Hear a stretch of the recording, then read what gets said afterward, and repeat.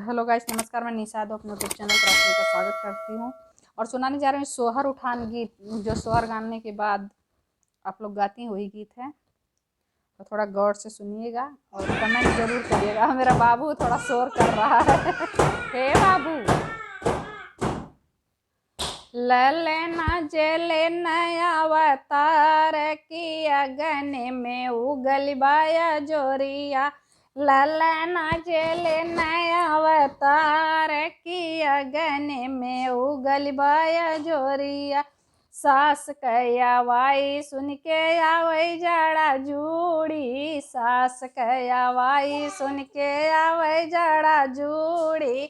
हाई degree चढ़ला बुखार की अगन में उगल बाया जोरिया।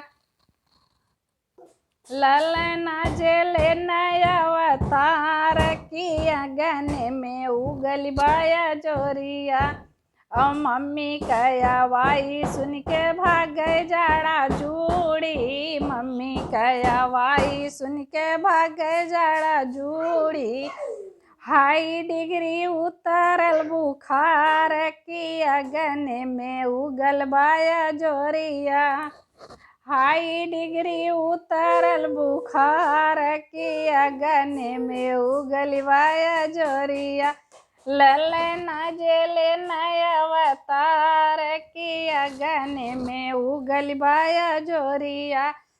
जेठनी कया वाई सुन के आवै जाड़ा जूड़ी। जेठनी कया वाई सुन के आवै जाड़ा जूड़ी।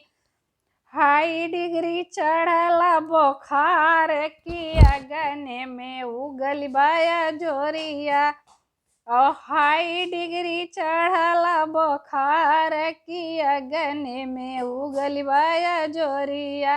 भाभी कया वाई सुन के भागे जाड़ा जूड़ी। भाभी कया वाई सुन के भागे जाड़ा जूड़ी। हाई डिग्री उतरल बुखार की अगन में उगल बाया जोरिया।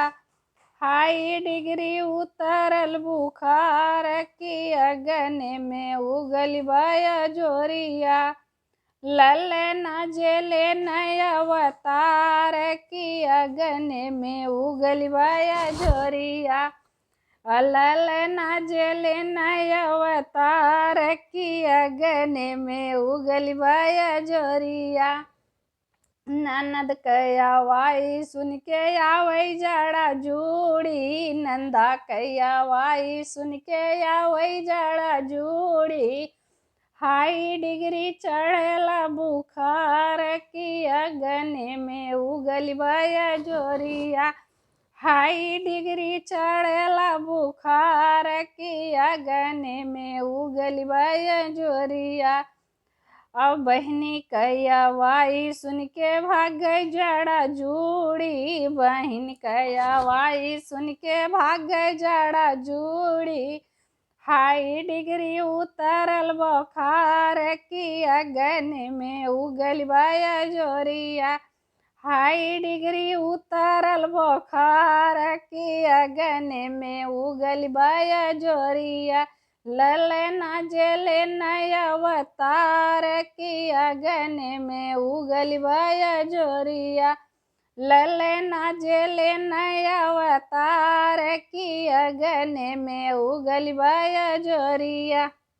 ये गीत आप लोग कैसा लगा कमेंट में जरूर बताइए। थोड़ा बाबू मेरे डिस्टर्ब कर रहा था, आवाज़ हो सकता है गई हो।